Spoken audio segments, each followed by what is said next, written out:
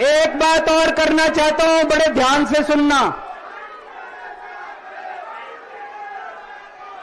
एक बात और बहुत जरूरी बात है, सारे जने बड़े ध्यान से सुनना। ये आरएसएस वाले कहते हैं हम राष्ट्रवादी हैं, आरएसएस वाले कहते हैं हम देशभक्त हैं।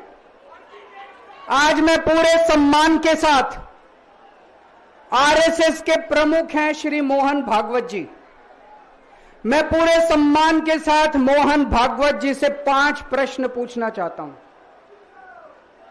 और आपका समर्थन चाहता हूं। अगर मैं कोई गलत प्रश्न पूछूं तो बता देना, और सही प्रश्न पूछूं तो मैं आपसे हाथ खड़ा करवा के पूछूंगा। मेरा पहला प्रश्न है मोहन भागवत जी से, जिस तरह मोदी जी देश भर में लालच देके या ईडी और सीबीआई की धमकी देके, डरा के दूसरी पार्टी के नेताओं को तोड़ रहे हैं, पार्टियां तोड़ रहे हैं, सरकारें गिरा रहे हैं, क्या यह देश के लिए सही है? मैं मोहन भागवत जी से पूछना चाहता हूं, क्या आप नहीं मानते कि यह भारतीय जनतंत्र के लिए हानिकारक है? पूछना चाहिए कि नहीं पूछना चाहिए मोहन भागवत जी से? मेरा दूसरा प्रश्न है उनसे, देश भर में सबसे भ्रष्टाचारी नेताओं को मोदी जी ने अपनी पार्टी में शामिल करवा लिया।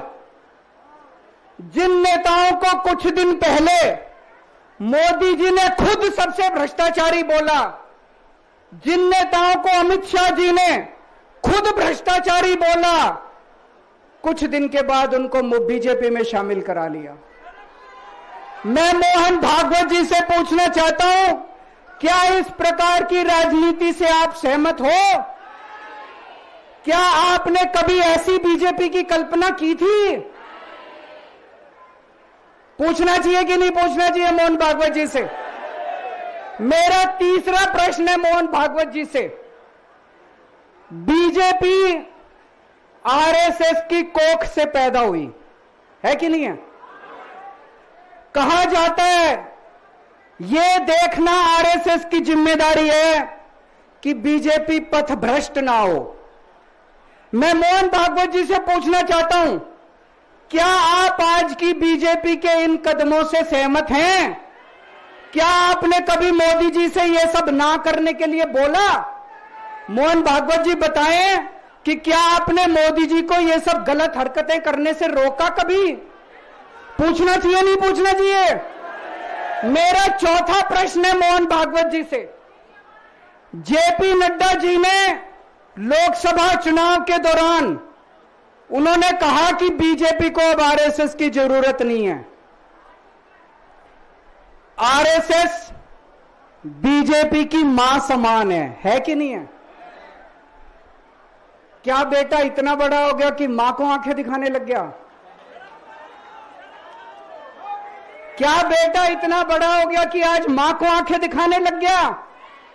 जिस बेटे को पाल पोस के बड़ा किया, जिस बेटे को प्रधानमंत्री बनाया, आज वो बेटा पलट के मां को अपनी आंखें दिखा रहा है। मातृतुल्य संस्था आरएसएस, आज वो बेटा अपनी मातृतुल्य संस्था को आंखें दिखा रहा है। मैं मोहन भागवत जी से पूछना चाहता हूं, जब नड्डा जी ने यह कहा तो आपके दिल पे क्या गुजरी, आप जरा बताइए इस देश को। क्या आपको दुख नहीं हुआ? मैं आरएसएस के हर कार्यकर्ता से पूछना चाहता हूं, जब नड्डा जी ने कहा कि हमें आरएसएस की जरूरत नहीं है, क्या आरएसएस के हर कार्यकर्ता को दुख नहीं हुआ? मेरा पांचवा प्रश्न मोहन भागवत जी से मैं कहना चाहता हूं, आप ही लोगों ने मिलकर कानून बनाया था कि 75 साल के होने पे कोई भी व्यक्ति रिटायर होगा। इस कानून के तहत आडवाणी जी को रिटायर कर दिया, मुरली मनोहर जी जैसे बड़े बड़े नेताओं को रिटायर कर दिया, बीसी खंडूरी जी को रिटायर कर दिया, कलराज मिश्र को रिटायर कर दिया, शांता कुमार को और पता नहीं कितने लोगों को रिटायर कर दिया। अब अमित शाह जी कह रहे हैं कि यह नियम मोदी जी पे लागू नहीं होगा। तो मैं मोहन भागवत जी से पूछना चाहता हूं, क्या आप इससे सहमत हो कि जो नियम आडवाणी जी पे लागू हुआ वो मोदी जी पे लागू नहीं होना चाहिए? आप ये पूछना चाहते हैं कि नहीं पूछना चाहते? पूरा देश आज मोहन भागवत जी से ये प्रश्न पूछना चाहता है। एक और बात रखना चाहता हूं मैं, प्रश्न के रूप में नहीं है। आज हमारे देश के अंदर शिक्षा व्यवस्था का बहुत बुरा हाल है। जिनके पास पैसा है वो अपने बच्चों को प्राइवेट स्कूलों में भेज देते हैं, जिनके पास पैसा नहीं है वो मजबूरी में सरकारी स्कूलों में भेजते हैं। 75 साल के अंदर सरकारी स्कूलों का बेड़ा गर्क कर दिया हर सरकार ने इस देश के अंदर। लेकिन ऊपर वाले की कृपा है कि ऊपर वाले ने इस देश को एक मनीष सिसोदिया दे दिया। 75 साल के बाद इस देश में एक ऐसा शख्स आया जिसने गरीबों के बच्चों को भविष्य की एक उम्मीद दी। एक रिक्शे वाले का बेटा, मजदूर का बेटा, किसान का बेटा, जिसे कोई उम्मीद ही नहीं बची थी कि मेरे बच्चे बड़े होकर कुछ बन सकते हैं, आज उनके बच्चों को अच्छी शिक्षा देकर मनीष सिसोदिया ने उनको उम्मीद दी है। ऐसे मनीष सिसोदिया को प्रधानमंत्री मोदी जी ने 2 साल जेल में रखा। मनीष सिसोदिया की जिंदगी उसकी अपनी जिंदगी नहीं है। मनीष सिसोदिया की जिंदगी देश की जिंदगी है। मनीष सिसोदिया का एक एक जिंदगी का पल इस देश का पल है। ये 2 साल मनीष सिसोदिया के खराब नहीं हुए, ये 2 साल इस देश के खराब हुए हैं। अगर आज मनीष सिसोदिया जेल के बाहर होता, न जाने कितने और नए स्कूल बनते, न जाने कितने बच्चों को शिक्षा मिलती। तो मैं मोहन भागवत जी से भी पूछना चाहता हूं कि क्या आरएसएस इस किस्म की हरकतों से सहमत है? ये सारे प्रश्न आज मैंने मोहन भागवत जी के सामने रखे हैं। मैं उम्मीद करता हूं कि वो इन प्रश्नों के जवाब देंगे। और ये प्रश्न केवल मोहन भागवत जी के लिए नहीं है।